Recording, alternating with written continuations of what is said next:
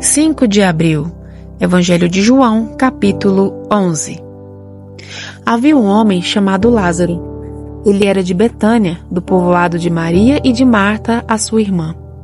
Aconteceu que Lázaro ficou doente.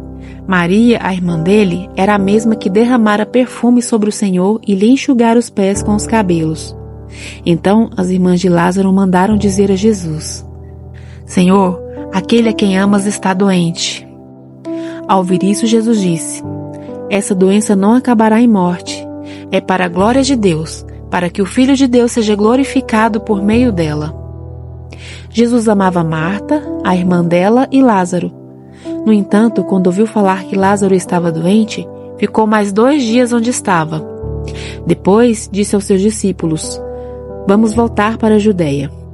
Os discípulos disseram: Rabi, há pouco os judeus tentaram apedrejar-te, e mesmo assim vais voltar para lá? Jesus respondeu: O dia não tem 12 horas? Quem anda de dia não tropeça, pois vê a luz deste mundo. Quem anda de noite tropeça, pois nele não há luz. Depois de dizer isso, prosseguiu dizendo-lhes: Nosso amigo Lázaro adormeceu, mas vou até lá para acordá-lo. Os seus discípulos responderam: Senhor, se ele dorme, vai melhorar.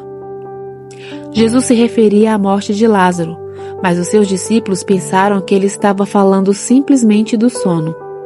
Por isso lhes disse claramente: Lázaro morreu. E para o bem de vocês estou contente por não ter estado lá, para que vocês creiam. Contudo, vamos até ele. Então Tomé, chamado Dídimo, disse aos outros discípulos: Vamos também para morrer com ele. Ao chegar, Jesus soube que Lázaro já estava no sepulcro havia 4 dias. Betânia distava cerca de 15 estádios de Jerusalém, e muitos judeus tinham ido visitar Marta e Maria para confortá-las pela perda do irmão. Quando Marta ouviu que Jesus estava chegando, foi encontrar-se com ele, mas Maria ficou em casa. Marta disse a Jesus: Senhor, se estivesse aqui, o meu irmão não teria morrido. Todavia sei que mesmo agora Deus te dará tudo o que pedires. Jesus lhe disse: O seu irmão vai ressuscitar. Marta respondeu: Eu sei que ele vai ressuscitar na ressurreição, no último dia. Jesus lhe disse: Eu sou a ressurreição e a vida. Aquele que crê em mim, ainda que morra, viverá. E todo aquele que vive e crê em mim, jamais morrerá eternamente. Você crê nisso? Ela lhe respondeu: Sim, Senhor, eu creio que tu és o Cristo, o Filho de Deus que devia vir ao mundo. Depois de dizer isso, foi para casa, chamou Maria, sua irmã, à parte e disse-lhe: O mestre está aqui e está chamando você. Ao ouvir isso, Maria levantou-se depressa e foi ao encontro dele. Jesus ainda não tinha entrado no povoado, mas estava no lugar onde Marta o havia encontrado. Quando notaram que ela se levantou depressa e saiu, os judeus que estavam confortando em casa seguiram-na, supondo que ela ia ao sepulcro para lhe chorar. Quando Maria chegou ao lugar onde Jesus estava e o viu, prostrou-se aos seus pés e disse: Senhor, se estivesse aqui, o meu irmão não teria morrido. Quando Jesus viu que Maria chorava, bem como os judeus que a acompanhavam, ficou profundamente comovido e perturbou-se. Onde colocaram? Perguntou ele. Vem ver, Senhor, responderam. Jesus chorou. Então os judeus disseram: Vejam como ele o amava. Alguns, porém, disseram: Ele que abriu os olhos do cego não poderia ter impedido que este homem morresse? Jesus, outra vez profundamente comovido, foi até o sepulcro. Era uma gruta com a pedra colocada na entrada.